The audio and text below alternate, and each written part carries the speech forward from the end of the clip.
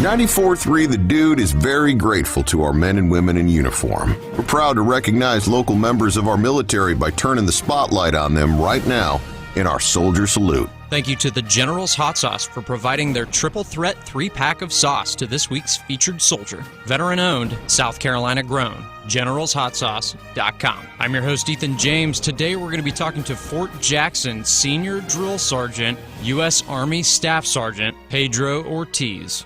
Staff Sergeant, thanks so much for being here. Thanks so much for your service. Tell us a little bit about yourself and your Army story. I graduated high school. My mom lived in Connecticut. I stayed with my father, which is why I speak English better than my counterparts in Puerto Rico. Graduated high school when I was 17. I didn't have many opportunities. I was never briefed on how expensive college was.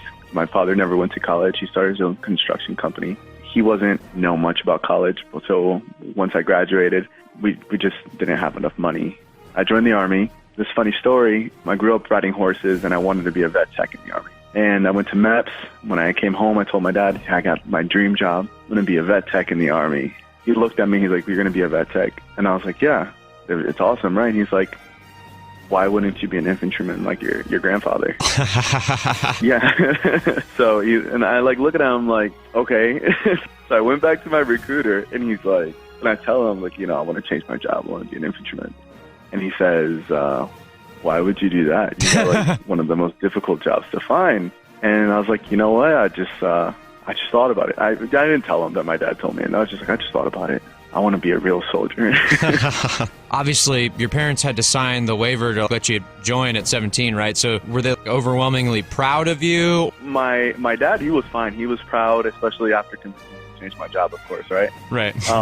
My mom, on the other hand, I never told her that I was going to be an infantryman. I kept telling her that I was going to be a veterinarian. I was going to be a vet tech, right? Right. Got to keep moms. I was going to be a vet tech. Yeah, got to keep mom happy. Absolutely. And so she was on board. She was like, oh, so does that mean you're going to go somewhere, go to war, she would say? And I was like, no. Don't need to worry about that. I'm just going to take care of dogs and cats. About 6 months after I got to my first duty station, as soon as I got there, they got orders to go to Afghanistan.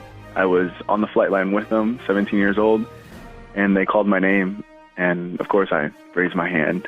They're like, you can't go. And I was like, what do you mean I can't go to Afghanistan with the boys? And they're like, no, you can't go, you're 17. And I'm like, no, I have to go. All my friends are going to Afghanistan, I need to go with them. And they're like, no, according to the Child Soldier Act, you can't deploy until you turn 18. So they all left without me, and I had to wait till I turned 18 to go to Afghanistan. And I think about 2 weeks after I turned 18, I was in Afghanistan, and I still hadn't told my mom.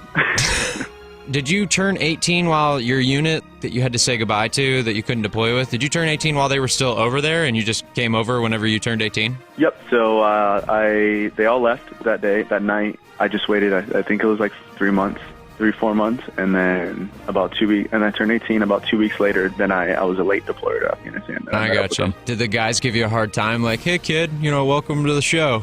Oh yes. It wasn't terrible, but it was. I was the joke. It was like, oh, do you want to show up now? Yeah. We've been here for a couple months, and now you want to show up. And of course, they're all in it. They're all already tired, and then I show up all pumped up. Right. And they're like, no. They're like, no, calm down, kid. Thank you to Resource Financial Services for providing an Orca tumbler for this week's featured soldier. Proud to offer military personnel 0 lender fee mortgages. ResourceVALoans.com. Staff Sergeant, thanks so much for being on the call-in with me today. Tell us a little bit about your time in Afghanistan. I was up in North first when I arrived, up in Mazar-e Sharif, and then I ended up going working out of Kandahar for a couple months, and then going west to Shindan province. It was a great opportunity because it was the first. So I was stationed with the 3rd Infantry Division out of Fort Stewart, Georgia. We were 130th Infantry, has been mechanized infantry with Bradleys and whatnot.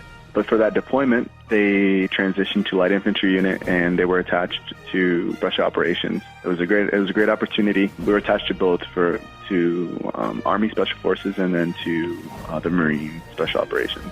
That's a good time. I always love hearing the stories about dudes that get attached to the Special Forces guys, because they always get to do super exciting stuff.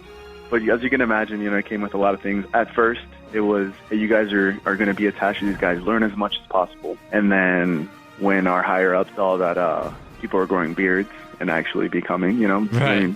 trying to integrate, they were not about it. Right, yeah. Yeah, they were like, you are not special forces, Yeah. so you will act like normal soldiers. Yeah, But, shave that beard. But it was great. It was a great opportunity. You said you wanted to join because you didn't quite realize how expensive college was. How long have you been in the military now? And are you still looking forward to going to school one day? Absolutely, yes. So I've been in the Army now I just hit 9 years, August 23rd. I really wish that as soon as I entered the military, somebody would have taken me under their wing and told me, all the opportunities of utilizing tuition assistance. Yes. Being able to attend college while I'm in the Army.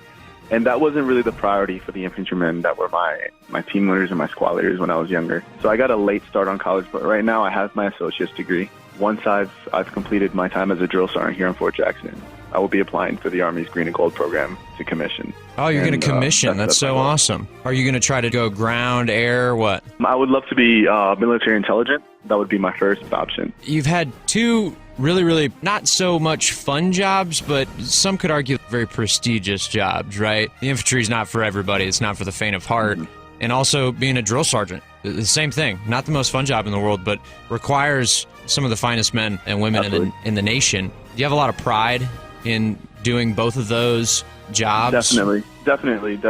I'm glad that when I had the opportunity to, when my father, spoke to me about taking the infantry route instead of the vet tech route, I did take that route.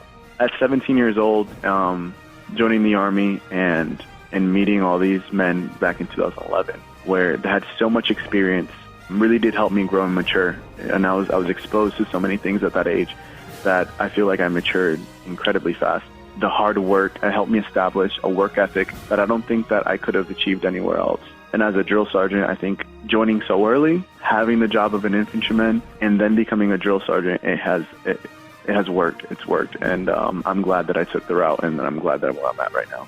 Thanks for joining us in our Soldier Salute, presented by Little Pig's Barbecue, serving Columbia since 1963 with that bodacious buffet. And Palmetto State Armory, American made for life. And Franklin Equipment, rent, buy, rely. And Atkins Law Firm Workers' Comp Attorneys, who you hire matters.